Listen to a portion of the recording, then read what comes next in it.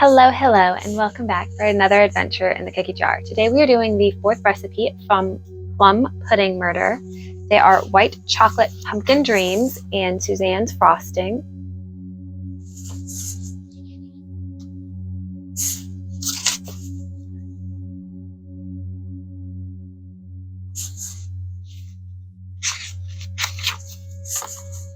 And this is the start of the frosting.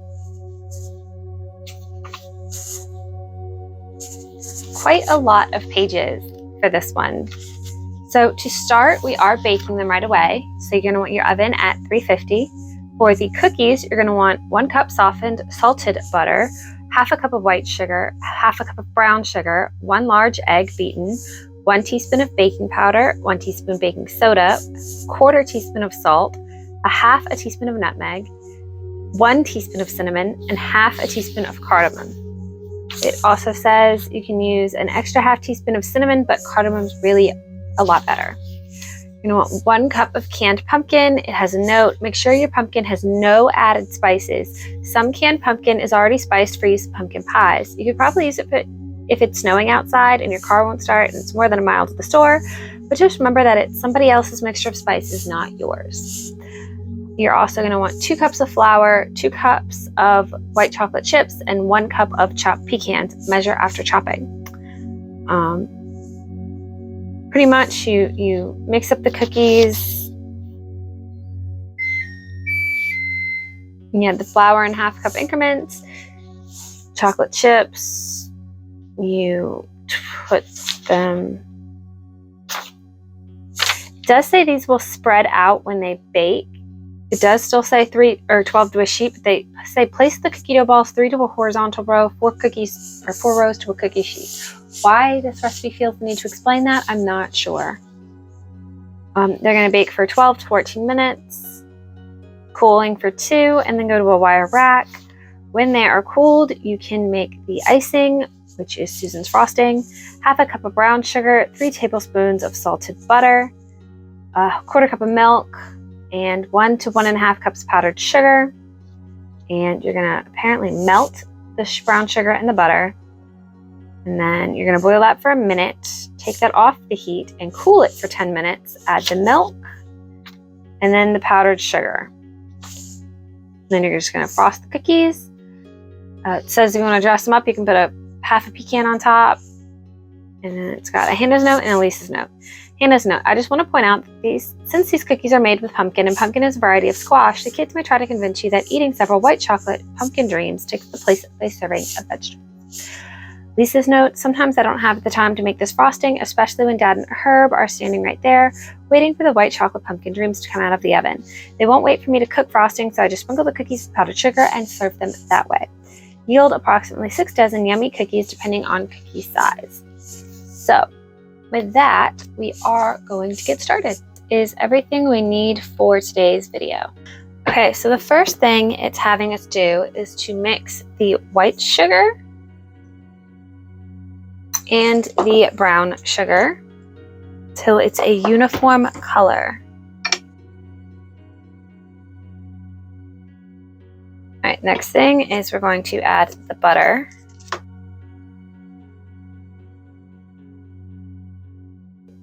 Now we're going to add the egg.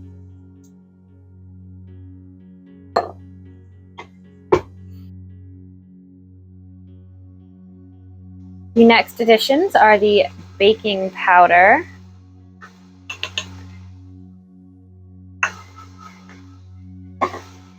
the baking soda,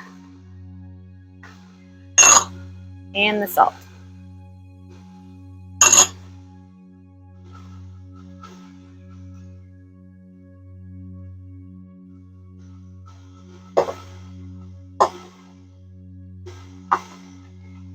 Next, we have the nutmeg,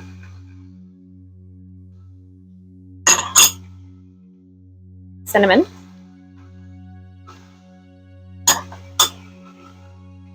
and the cardamom.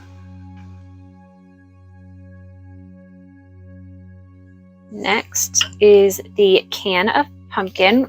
Measure out 1 cup. And now we want the flour in 1/2 cup increments.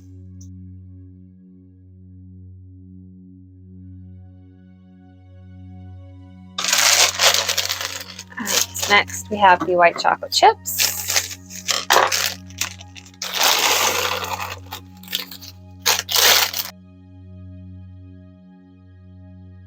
And lastly, we have the pecans.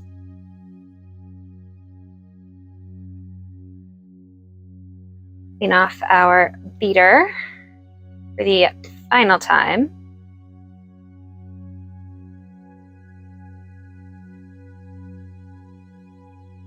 This is a very wet cookie dough. I'm actually a little surprised. It's so wet and it doesn't have any kind of chilling time. Let's give it a final little mixeroo. Cookie scoop. And away you go.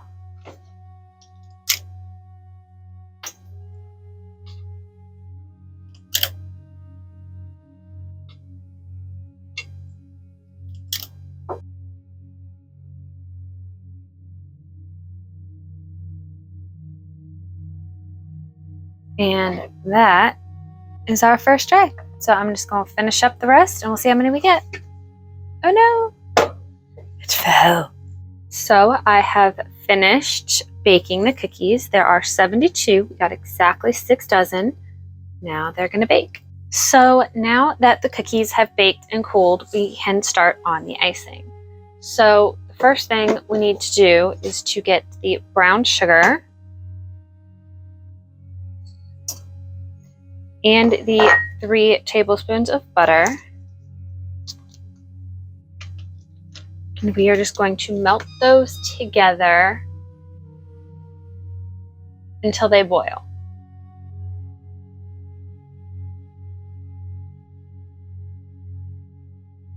All right, so now I have boils. Now I just need to wait 1 minute. And it doesn't say to continuously stir it, but I feel like if I don't, it's definitely gonna burn.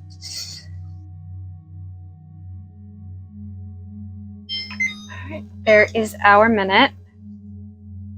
This is what it looks like. Now it says to leave this off the burner for 10 minutes. Okay, so it's been 10 minutes and now we add the milk, if we can. It is rock solid. I don't know what to do with this.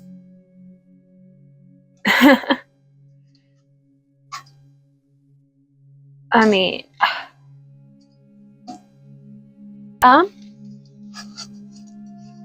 it's literally a solid sheet, and it's hard. I don't see how you're supposed to beat that until it's smooth.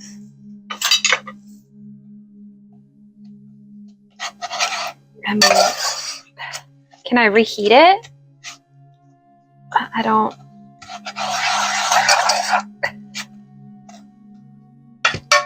I really don't know what to do with this. So,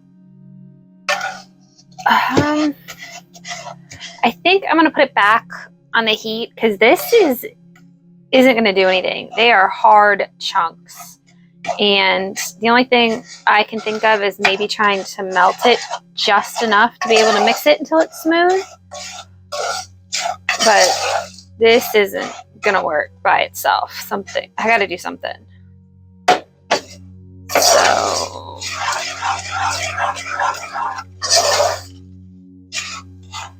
I don't know if the boiling it and giving it a minute or maybe 10 minutes was too long.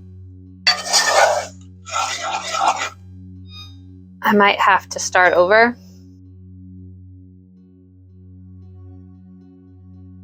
So I don't think this is going to work. I think I'm going to have to start over.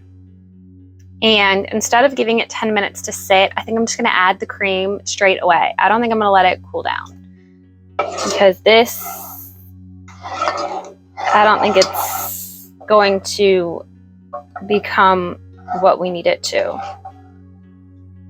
I'll give it a couple more minutes before I make that decision. All right, so here we are for attempt 2 at this frosting. And like I said, I'm gonna make it kind of the same as last time, but I'm more so gonna go with eyeballing it versus boil for a minute, this and that.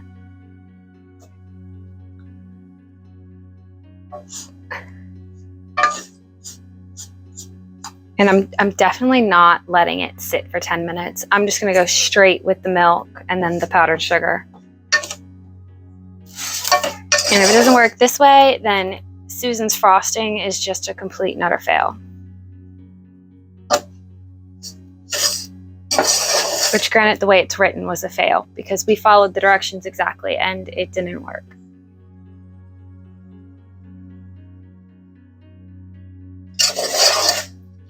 So I think you're supposed to be making some kind of caramelized frosting. Or at least that's the kind of feel I'm getting from it and the smell.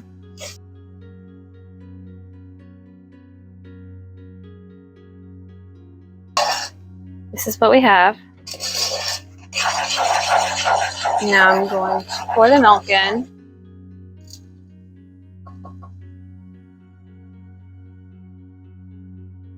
Now it says to add the powdered sugar by ½ cup increments, stirring after each addition. I am actually going to switch to a whisk and hope that helps because this isn't.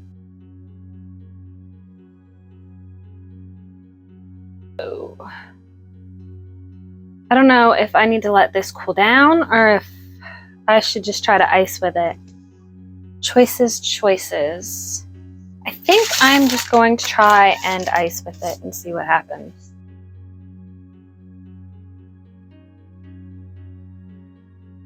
I'm just going to finish up icing the rest of them and see you in a little bit.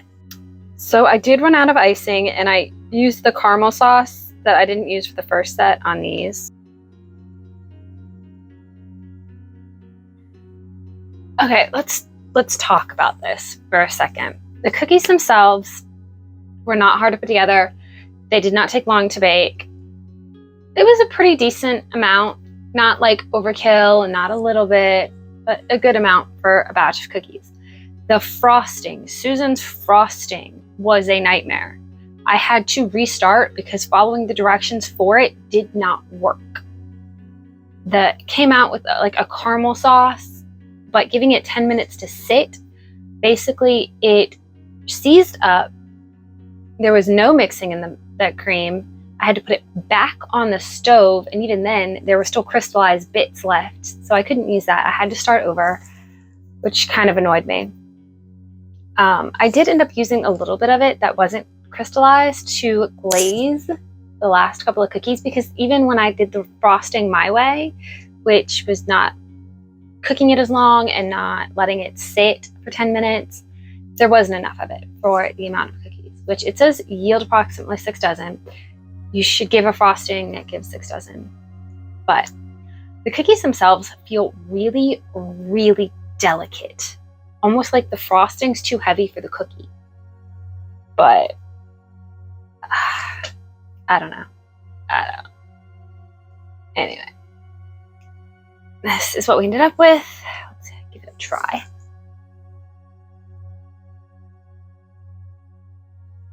It definitely reads spice cake, like a pumpkin-y spice cake. The texture and everything screams cake, not cookie. I think they're a little too sweet for me. Overall, they're not bad. The flavor's good. I think they're just a little too sweet. But that could be the icing. They're not bad. I am annoyed with the icing heavily, and that might influence the rest of the cookie, but it's got a good nut flavor, it's got a good pumpkin flavor, it's got a good spice ratio. I just would find a different frosting to use personally, if you're going to frost them at all. Next week, we are doing frosted ginger cookies. Hopefully this go better. Fingers crossed. If you're interested, join us next week. Hope you have a good one. Bye.